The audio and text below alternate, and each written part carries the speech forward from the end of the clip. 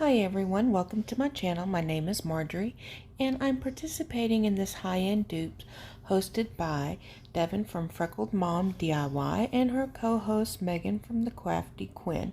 So please check out the playlist in my description box below.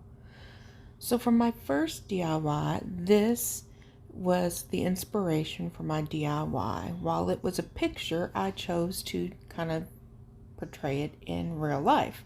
So I have these 3 jars from the Dollar Tree in this textured paint in like a sage color. I'd actually bought it at Ross for like $3.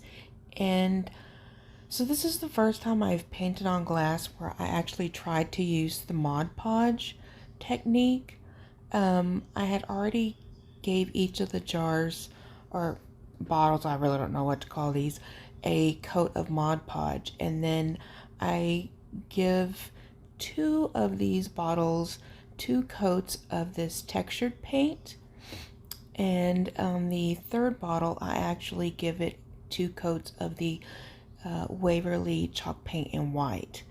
And I did have some issues a little bit, not sure if it was because I didn't use enough Mod Podge or if it was just something on my part. I don't know. You'll see in here just a little bit what I'm talking about. So I actually do paint just the top portion of the inner parts of the jar so you don't really see anything. But here is where you see I had a piece of the paint that came off. Don't really know why or how, but it was okay because I ended up taking this jute twine from Walmart. I mean, you get this big roll for about $4 or $5 and it really lasts you a long time. And I just take it and wrap it all the way around the neck of all 3 jars, and I really like the outcome of it. This is actually my favorite jute twine. I prefer to use this most. I do have some of the other stuff from like the Dollar Tree and it's thinner and I don't really like to use it as much, but in certain instances when I need something thinner, then I do use that. But because this twine here is thicker, then it gives you more coverage. So for DIY number 2, that tray was my inspiration. So I've got 8 pieces of the Jenga blocks from the Dollar Tree and I'm gluing 2 of them together. And then you'll see here in just a minute how I kind of glue all of them together to make a square. So I'm actually making the legs of the tray, and you don't really have to use this many if you don't want to. You could probably just like use 2 sets of 2 and make a corner piece, and that would probably be sufficient, but I thought this would be kind of nice to use these as the legs with all 4 of the sides. And I actually have 2 of these scrap pieces of wood that I actually bought 3 boxes full of wood like this, different sizes, for like $20. This guy does furniture and he makes furniture, so he sells it on Facebook and I just go buy it from him. But I just take and I glue the legs to the bottom of the bottom portion of this tray. Now what I wanted to do is I wanted to add like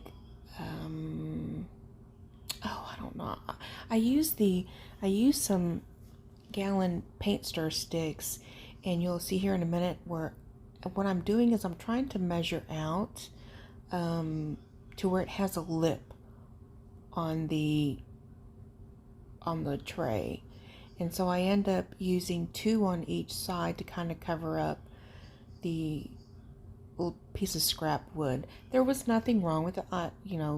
I could have left it as is, but I wanted that kind of like lip, and lip may not be the right word, but you'll see what I'm talking about here in just a second. And so I just take and I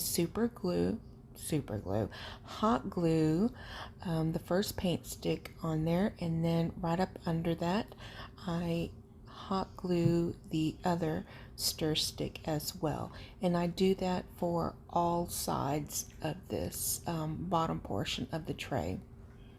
Now I actually do the same technique on the top portion of the tray, I just don't put the legs on. So as you see, there's that little lip I was talking about. And so what I'm going to do is I'm going to take another stir stick, and you see I'm kind of lining it up to mark it, so when I glue it to the other side, then it is going to come out even around the edges. But I do want to take the time to thank everybody for stopping by, and I hope you really enjoy what you see here. If you do, then I would really greatly appreciate you subscribing. Even give me a comment or a like. Let me know what you think about the crafts for today, or even just let me know how you're doing. So on the stir sticks, what I do is I take a couple more and I kind of cut them in half to cover the both end portions. Excuse me, I was trying to yawn. Both end portions, as you see how I'm kind of measuring it out here. So I kind of cut those strips and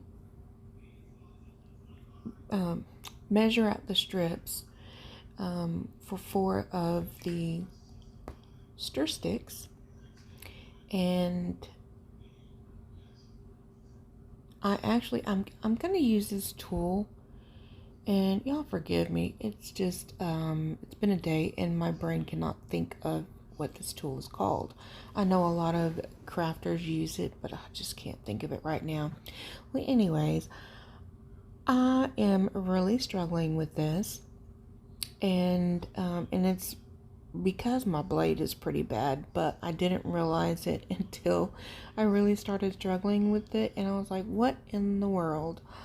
But I do go outside and just use my handsaw to cut the rest of it, so everything works out. I just didn't want you guys thinking that the tools were bad because I was struggling so much. No, it's because I need a new blade and just didn't realize it. So here I am covering up the sides, and then I don't use any wood glue, but you could. I just use the Gorilla Glue hot glue, and it worked out perfectly. So I didn't show that middle piece, but that middle piece is also like a 2-inch thick. I think it was like 8 inches long. I cut it at, and I did actually use the wood glue to glue the top and the bottom onto that. And then I gave it a coat of paint. It's like an off-white paint. I can't remember the color it's called actually. And then to cover up and give it a little, cover up the seams and to give it a little more extra look, make it a little more farmhousey to me, I just take this ribbon that I got from Hobby Lobby from Christmas time, and I just wrap the seams on the top and the bottom trays, and I love how it turned out, and you'll see it at the end. So for my final DIY, this family sign was my inspiration. So I was trying to show you the price there. I got this I've got this piece of decor from Hobby Lobby at the 90% off, so it was like $1.79.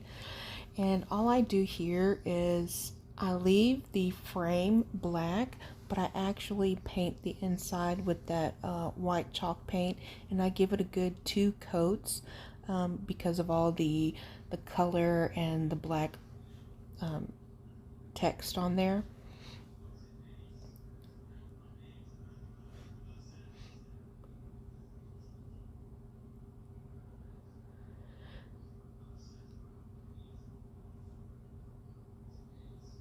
So once I've got all of that painted and I'm letting it dry, I have this family sign from the Dollar Tree, and I just take off that jute cord. I'm cutting the little remnants of hairs off of there, and I take that Dollar Tree black chalk paint and I give it 1 full coat on the top and the sides of everything. I absolutely love this paint. I have tried several different paints from the Dollar Tree and I end up not liking any of it. This is really the only one that I've bought there that I like. Now I've seen a couple of people haul some of the Martha Stewart paint, but we haven't gotten any yet, so I'm hoping we get some soon. And you don't see where I glue this together. I thought I was filming, but I wasn't. But you'll see in the end, I did glue this together, and it turns out beautiful in my opinion. So here is how my jars turned out, and I just paired it with this little crate that I made and that beaded garland I made in different projects. And here's my little family sign. It's simple, but I love it. I like simple items. And then for my tier tray, here it is next. It's on my console next to the fireplace, and I just really like how it turned out. So I want to thank you for watching, and you guys have a great day.